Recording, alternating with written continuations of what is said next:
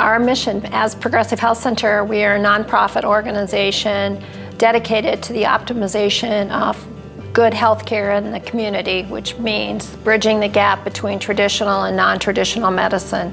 I am so excited as the CEO of Press St. Luke's and the Rocky Mountain Hospital for Children to be kicking off what I think is the next jewel in our crown, and that is to have integrative medicine. We have a new partner, Progressive Health, and they're impacting our community, our employees, and our patients in so many important ways. I would hope one day that prescription pad gets filled with things other than a test or a drug. I would love for that new prescription pad to include some really healthy alternatives, the resources that Progressive Health brings us, those classes, that perspective on how to live a positive life. I've often looked at this cancer journey as sort of like Dorothy in The Wizard of Oz. And you know, a storm comes in that you don't expect at all, and it takes you places that you never dreamt that you would go.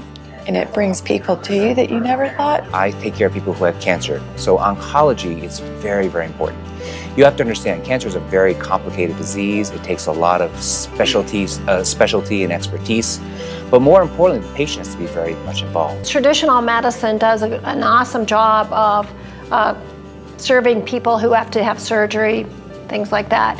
But there's also the physical, mental, emotional, and spiritual components of each and every one of us. When I was off of chemo and the surgeon said, "Go get strong," my daughter and I would go for 20-mile bike rides. I've gone to acupuncture to help with the tingling in my fingers and my toes, and that's hard to quantify, but I swear it's getting better. With us having the ability to empower people to really take responsibility for their health is so important.